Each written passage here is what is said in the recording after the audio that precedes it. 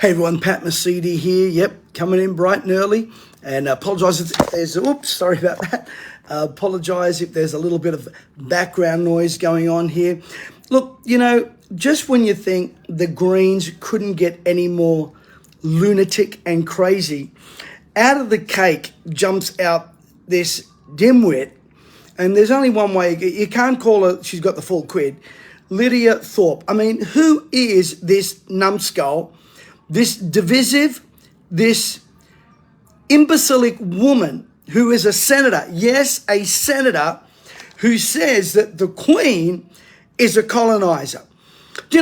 All of these people right now screaming out, colonizers, colonizers. Last week, they said that the Manly Seven were, just a bunch of young Polynesian kids who, basically because of colonization had developed these kind of ideologies that were anti the whole pride thing. What do you think that the people of Samoa, New Zealand, every other Polynesian person, they were running around in some gay playground, running around, and then some white, Bible-toting colonialists came and destroyed their utopia? Please. And by the way, this Lydia Thorpe serves under the government by the Queen that she herself criticises. Now, I believe that the Indigenous people of Australia and the Polynesian community and the ethnic community, by the way, have suffered enough under Australian politics. You see, it's not about colonisation. Interesting enough, this thing, the voice that they want to raise, that Albanese come up with this brand new, incredible idea, having a voice. They are wanting, and Jacinta Price put it so aptly. She said, this is something that is so pro the Indigenous elite. Now, with all due respect to a lot of my Indigenous brothers and sisters out there, let me just say this. They talk about honouring leadership, yet they have never honoured the first Indigenous senator of this country called Neville Bonner. You see, he's not honoured. You see, this thing that Albanese is pushing and that these Indigenous elite are pushing is nothing but another gravy train so that they can milk the country dry and leave the real people, the real needs of Indigenous people out there on the street. Here's what's interesting. They've got this turnstile justice system, which really does not help the Indigenous community. 750, notice that, 750 Indigenous people murdered by their own. But yet, where is the help for these? Let alone the domestic violence, let alone the alcohol abuse. Where is the help? Where is the help for the street gangs, as Jacinta Price rightfully says, that are walking up and down the streets? Where is any help? See, right now in this country, what we've got is this tokenism, and I want to get this right, this virtual signaling, like, put up the pride colours up there and put them on the sacred places like, the shrine down there in Victoria, put them up on the Harbour Bridge, put this, listen, we are one nation.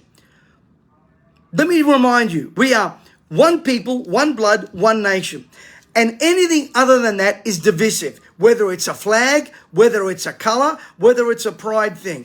And by the way, the height of hypocrisy from the people down there in Manly, including Ian Roberts, who says, let me come in, a white guy who's going to come in and educate these 7 young, religious Polynesian kids. What, they're not educated enough and they need you to come in and educate them? Let me tell you, our system is messed up. And this voice that they're trying to inject into Parliament, that they want to ingrain, that wants to ingrain itself into our Constitution, does not help the most vulnerable, the most suffering, and the most in need. It only helps the elites, or let me call them the deletes. Jacinta Price is right. We now have one voice, I believe, who represents the real needs of the Indigenous community. And by the way, I've got great friends on all sides of the fence. I got great friends they're Indigenous. I got great friends that believe different to me, that are in the gay community. But this activism that forces people, that shoves their thing down our throat, is not the way to run a democracy. It is not. They're doing it with climate change. They're doing it with the LGBTQ ABCDEFG community. They're doing it now with the whole Indigenous thing. They are forcing you to comply. And activism has replaced really meeting and really caring human needs. These activists don't give two hoots about real people or real love or real relationship. They don't. They don't. And then by proposing, Ian Roberts proposing that he, the great white poobah, can go and teach these, uneducated. Seriously. Who the hell do you think you are, Ian? Who the hell do you think you are? Speaking of colonisation, which, by the way, if it wasn't for the British coming to this country, they wouldn't be able to have the free lunches, free education, free housing, free this and free that they criticise. The problem is that which is easily attained is easily despised. And that's the sad part. It seems to me, and I want you all to hear me on this one, it seems to me that the only people in this country that are not given a voice, that are shut down, that are criticised, that are ostracised, are basically the Christian community. How is it that Muslim Haneen Zarek, I can't even pronounce her name, from the AFLW, she declined to wear the pride jersey, nothing was said. When Usama Karagi, it refused to have the alcohol slogan on his jersey as an Australian cricketer and wasn't part of the, champagne spraying seminar because it offended his religion, not a word, not an attack, nothing. Maybe, if they were a Christian, they'd be on the attack. Well, let me just say this to encourage all my Christians, brothers and sisters out there. The Master said these words, if they hated me, they hated you. Truth, listen, people hate people that tell the truth. People hate people that are in their right mind. One day, the Master cast out a demon out of a man that was crazy and cutting himself. And it says in the text, it says, and there he sat clothed and in his right mind, and the people were afraid. The people out there that have agendas, activists, and that sit behind demonic agendas, they're always afraid of people in their right mind. So what do? They vilify, they scorn, they attack, they make fun of. The Indigenous people in this community are well represented. Let me just say this. The people in the gay community are well represented. It's these dangerous activists that are destroying their very freedoms of these people. And I'm not saying that I agree with all that stuff. I got my own beliefs. But what would happen if I said, we need to have Christian Day and you need to wear a cross on your jersey? You would be shut down, you'd be vilified, you'd be made fun of. Oh my goodness me. Or if you were to write there with a John 3:16, it would never happen. And yet they talk about inclusion. Yet they talk about community. It is absolute garbage. Garbage. When guys like Ian Roberts, and I'm going to go there, assume that he, the big white pooper, just because he played football, doesn't make you a leader. It doesn't make you any more of a voice than me driving into McDonald's. That doesn't turn me into a hamburger. And Ian Roberts earned his stripes on the football field, and that's where it should stay. That's where he got respect. But what these people are assuming of the Polynesian community and the Indigenous community is this, that they're ignorant. Number 2, they're uneducated. Number 3, they need to be enlightened. And number 4, that people like me and you that have a voice are intolerant. Well, to me, I find that the epitome of racism. And I find that absolutely offensive.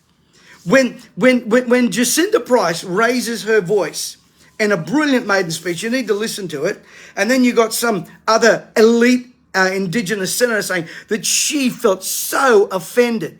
Well, put your big pants on, because that's why you've been elected. Suck it up, sunshine. The easiest thing for someone to do today is say, I've been offended. I've been offended. I find that offensive. Well, I find your stupidity, your intolerance towards the Christian community offensive. That's what I think. On another subject, Biden's got COVID again. I think he really loves COVID. I think he really does. But Prince Charles, I don't know if you saw this. I have a lot more to say about this whole thing with this whole voice thing. And by the way, let me just get back to it. There's no detail given. Albanese just throws stuff out there because what he's trying to do is win votes. This guy's worse than Morrison, I'm telling you. We knew that, but at least we know the Goliath we're facing. But Prince Charles Charity accepts £1 million from the half-brothers of Osama bin Laden. Charles, are you nuts? And then, of course, his people warn him.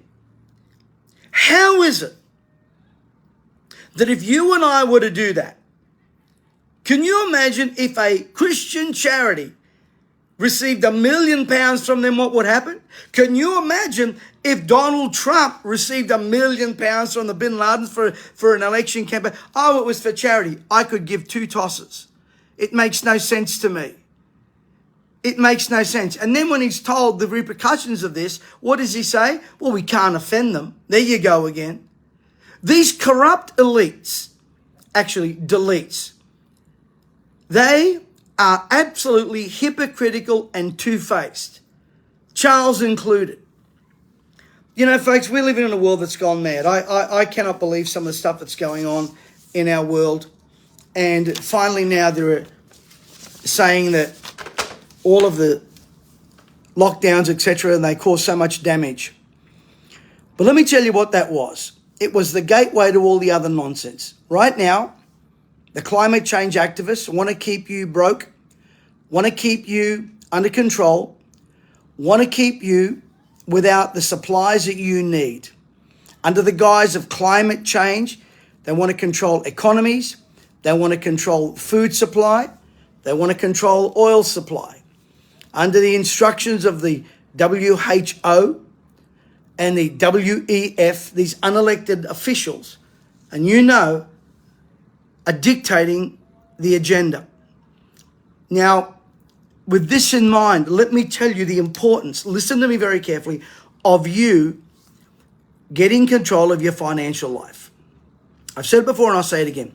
If people don't like me promoting my events that I'm doing, feel free to go somewhere else. Stop putting your stupid comments on here. They'll be blocked and deleted. So don't do it. If you don't like what I say, you don't like what I promote, go somewhere else. There's plenty of other people out there you can listen to.